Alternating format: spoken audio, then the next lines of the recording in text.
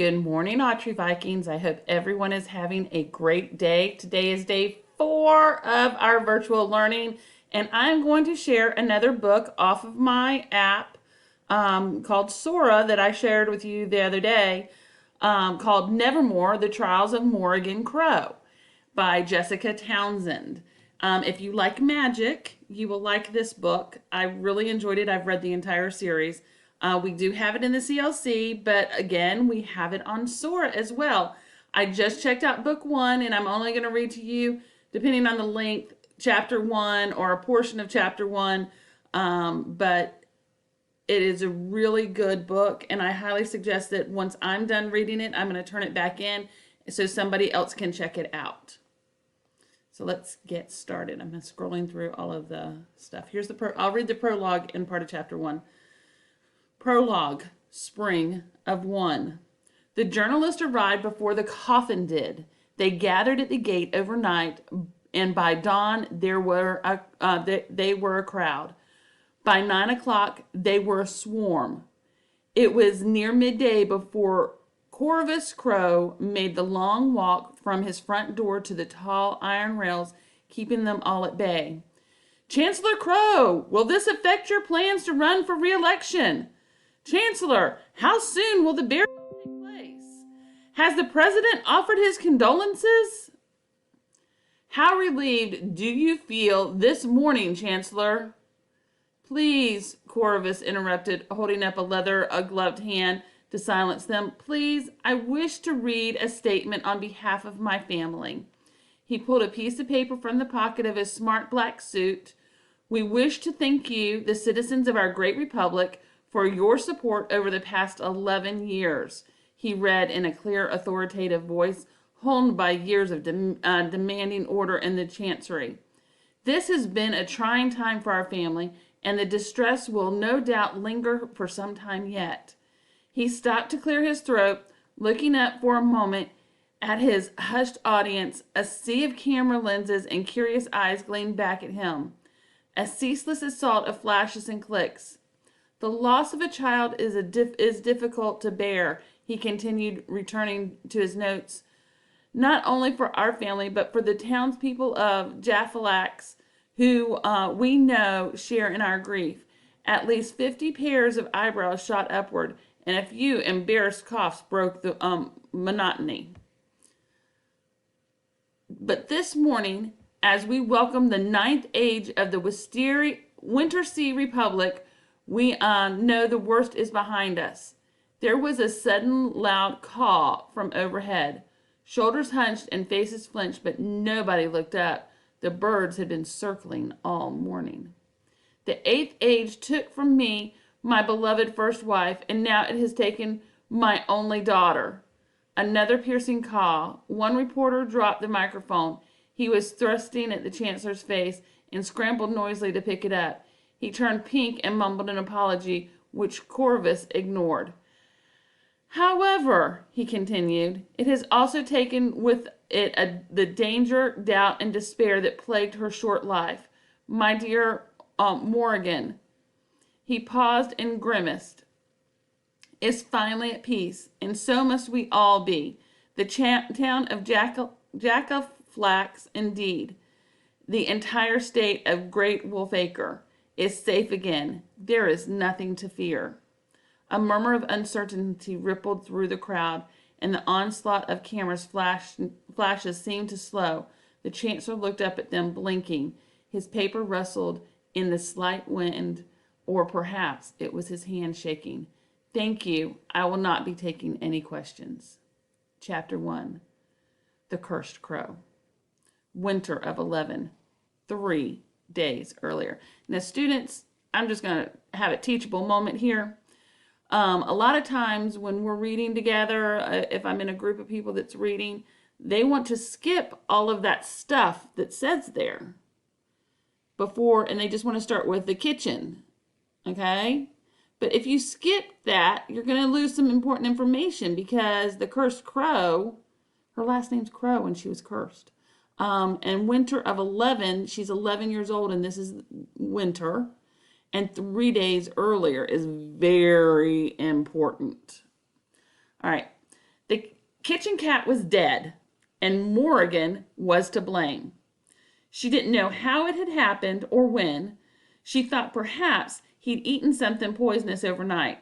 There were no injuries to suggest a fox or a dog attack, apart from a bit of dried blood at the corner of his mouth. He looked like he was sleeping, but he was cold and stiff. When she found his body in the weak winter morning light, Morrigan crouched down beside him in the dirt. A frown seized her forehead. She stroked his black pelt from the top of his head to the tip of his bushy tail. "Sorry, kitchen cat," she murmured.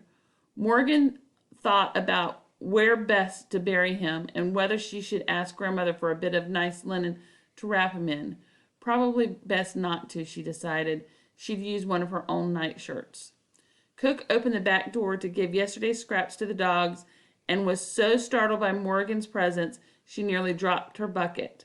The old woman peered down at the dead cat and set her mouth in a line. "Better his woe than mine. Praise be to the divine," she muttered, knocking on the wooden door frame and kissing the pendant she wore around her neck. She glanced sideways at Morgan. "I liked that cat." "So did I," said Morgan. "Oh, yes, I can see that." There was a bitter note in her voice, and Morgan noticed she was backing away inch by inch. "Go on now inside. They're waiting for you in his office." Morgan hurried into the house, hovering for a moment near the door from the kitchen to the hallway.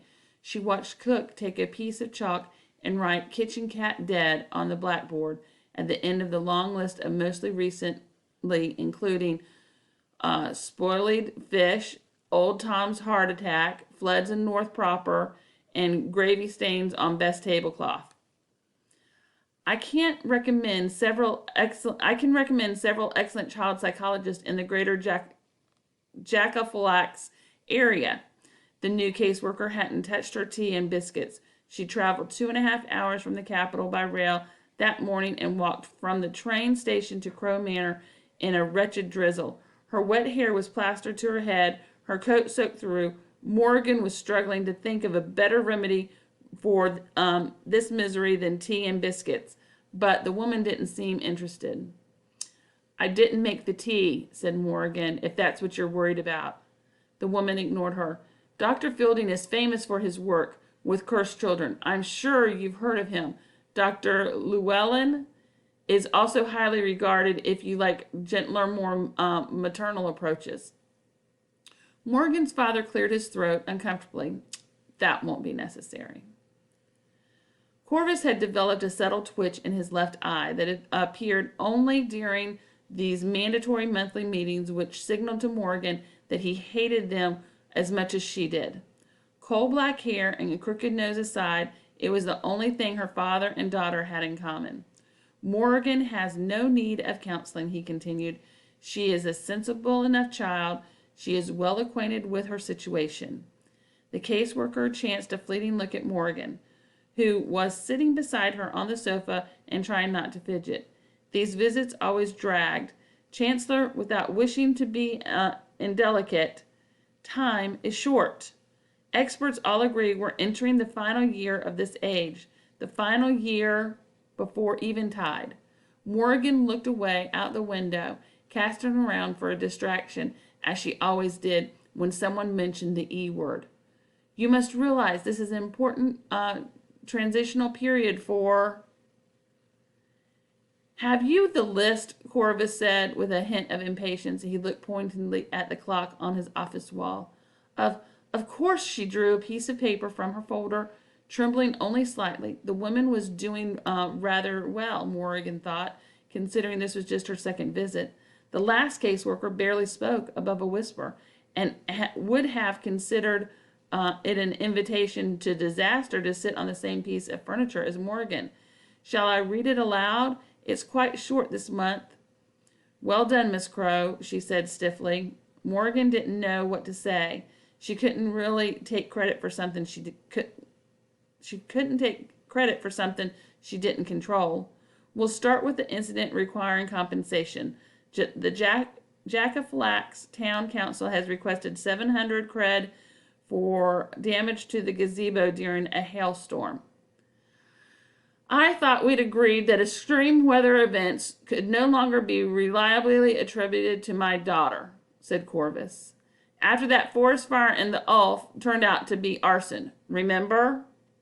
Yes, Chancellor. However, there's a witness who has indicated that Morrigan is at fault in this case. Who? Corvus demanded. A man who works at the post office overheard Miss Crow remarking to her grandmother on the fine weather Jack-o'-flax, that is a hard word to say, Jack-o'-flax had been enjoying. The caseworker looked at her notes. The hail began 4 hours later. Corvus sighed heavily and leaned back in his chair, shooting an irritated look at Morgan. Very well. Continue. Morgan frowned. She had never in her life remarked on the fine weather Jack-o'-flax had been enjoying. She did remember turning to her grandmother in the post office that day and saying, "Hot, isn't it?" But that was hardly the same thing. A local man, Thomas Bratchett, died of a heart attack recently. He was... Our gardener, I know, Corvus interrupted. Terrible shame. The hydrangeas have suffered. Morgan, what did you do to the old man? Nothing. Corvus looked skeptical. Nothing? Nothing at all? She thought for a moment. I told him the flower beds looked nice. When? About a year ago. Corvus and the caseworker exchanged a look. The woman sighed quietly. His family is being extremely generous in the matter. They ask only that you pay his funeral expenses, but his grandchildren and put his grandchildren through college, and make a donation to his favorite charity. How many grandchildren? 5. Tell them I'll pay for 2. Continue. The headmaster at Jack-o'-flax. Ah. The woman jumped as Morgan leaned forward to take a cookie, but seemed to calm down when she realized there was no intention to make physical contact. Yes. The headmaster at Jack-o'-flax Preparatory School has finally sent us a bill for the fire damage. 2,000 cred ought to cover it. It said in the newspaper that it was the lunch lady left the stove burner on overnight, said Morgan. Correct, said the caseworker, her eyes fixed firmly on the paper in front of her. It also said that she'd passed Crow Manor the previous day and spotted you on the grounds. So?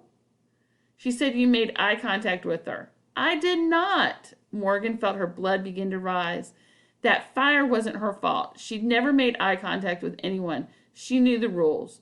The lunch lady was fibbing to get herself out of trouble. It's all in the police report. She's a liar, Morgan said, turned to her father. But he refused to meet her gaze. Did he really believe she was to blame? The lunch lady admitted she'd left the stove burner on. The unfairness of it made Morgan's stomach twist into knots. She's lying. I never.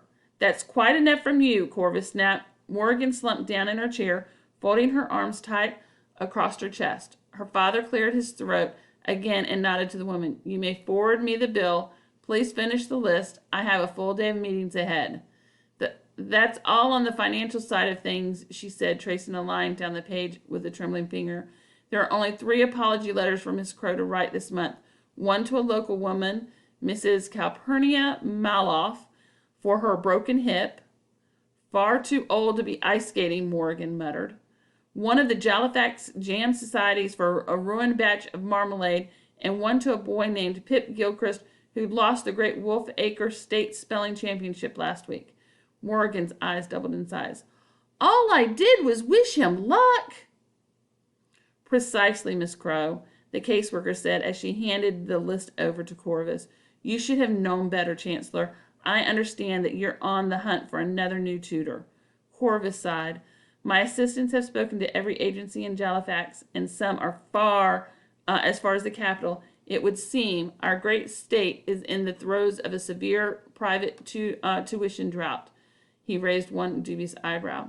I'm going to stop there. The chapter is not finished, but this is a really good book. It has a lot of magic in it, and if you haven't picked up on it yet, Morrigan is cursed because of when she was born. So they're blaming all of these happenings on her.